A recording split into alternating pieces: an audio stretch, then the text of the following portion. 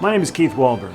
I'm 49 years old and I've been riding a bike almost since I can remember. I'd like to tell you about my experience in the Dirty Kanza 200, a real endurance cycling event in the Flint Hills of Kansas. I've been a casual bike racer since the early 90s. Got a bit more serious about racing in 2002. Now the last few years, cyclocross racing has become my favorite. I'm not the guy who wins a lot of bike races. In fact, I could count the bike races I've won on one hand. Well, maybe two. But mostly, I just like being outside riding, and I like new challenges. When I first heard of the Dirty Kanza 200, I was intrigued, but I thought, it sounded extreme or impossible. I mean, riding 200 miles through the Flint Hills of Kansas in the summer? Who could do that? Whose butt could handle that? Last summer, I started riding the gravel roads close to Topeka, where I live. I was really pleased to discover a whole new network of interesting roads, hills, and beautiful scenery. After doing a few gravel road rides close to my house, I started to think, yeah, maybe I should do that Dirty Kanza.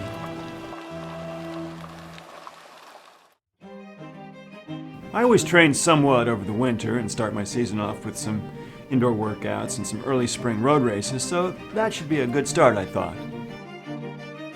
Leading up to June 4th, I had hoped to get in some long rides of 100 miles or more. I had been doing a few solo rides on the local back roads and some club rides with the hardy gang of Topeka riders. This is the kind of view I see on the roads around my house. I'm usually behind guys like Steve Tilford and Bill Stolte. As the days passed, I just wasn't able to find the time to get in any really long rides like I'd hoped to, and that had me a little worried. I think my longest ride was maybe an 80-miler. So, without any marathon-length rides under my belt, I knew I'd need to ride conservatively in the Dirty Kanza. Then maybe I could last for 200 miles. I set up my Salsa cross bike for the race with a pretty light set of Rolf wheels, some new Specialized tires, and an old Ritchie compact crankset. For a big bike, it was pretty light, way lighter than a mountain bike. I'd ridden the bike a few hundred miles and got everything dialed in pretty well, so it seemed like the bike was ready, but was I?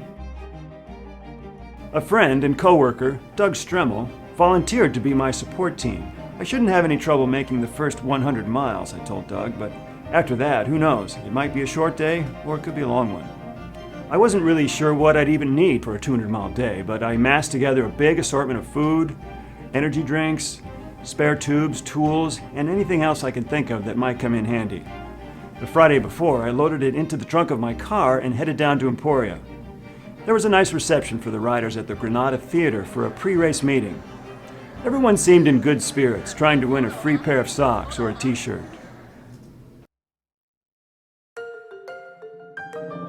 300 or so riders gathered on the main drag of Emporia in front of the Granada Theater for the shotgun start.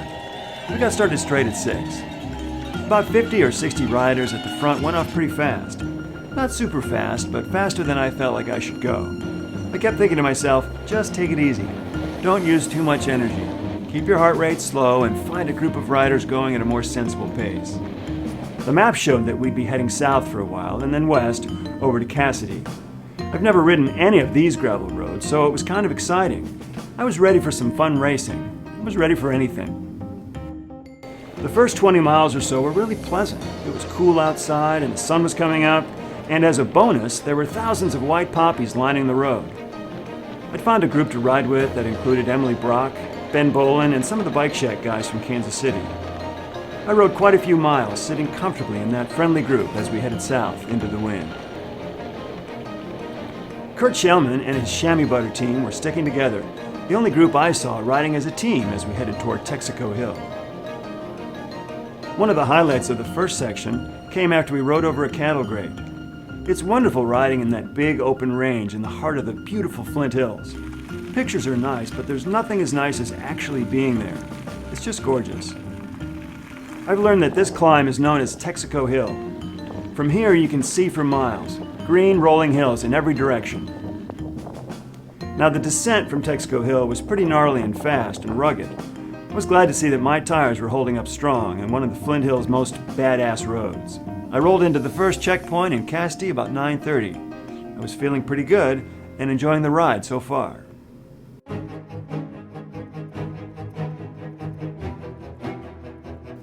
After a quick rest and refueling, I started this section alone.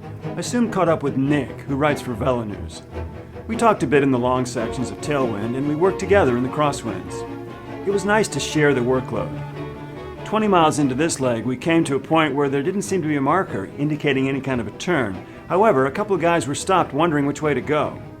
We decided to go straight, but that road eventually turned south, and after a mile or two, we came to the conclusion that we should have turned on that other road.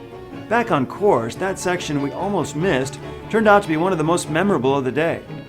The minimum maintenance road started off as a decent jeep track that turned more and more rocky as it descended down to a creek. We crossed that creek like 5 or 6 times. The cool water was pretty refreshing as it was starting to heat up by this point of the day.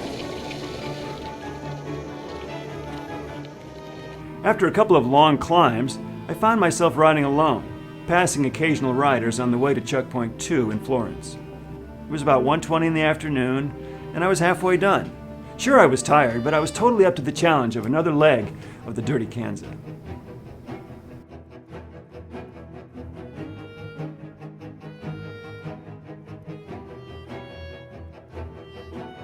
Riding was getting arduous at this point, more than 100 miles on the legs, and the day was really starting to heat up. The forecast was for highs in the mid-90s, and it felt like it already. As I rode, I started to think, if this heat keeps up, I might be finished. But that's when my good fortune kicked in. Light cloud cover rolled in and reduced the ray gun effects of the sun. Immediately, I felt better. In the distance, it looked like there might be a storm brewing. As I clicked off the miles, the clouds grew thicker. I could hear thunder in the distance. About 46 miles into the section, I turned onto another one of those roads with the travel at your own risk signs. I'm standing here at the corner of Y Avenue and 1900 Road, 1 week after the DK200. And if you look at the road now, it looks kind of like it did when I came in here during the race. I think the first 20 or so people got to ride on a nice carpet of quiet ground. Anybody after that? Well, it started pouring rain, and this road turned into kind of a mud pit. People had to push their bikes because wheels were not rolling. 1 week later, you can still see the tracks of cycling shoes and bicycle tires. Tracks from the Hardy, who somehow made it through the mud of the Flint Hills.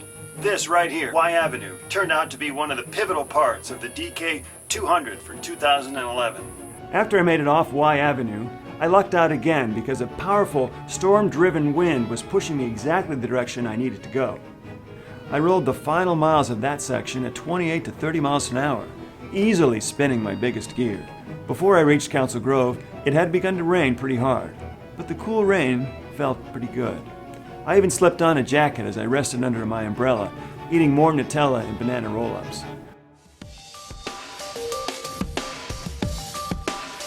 It was still raining when I started the final leg of the day, sometime around 6 o'clock, I think.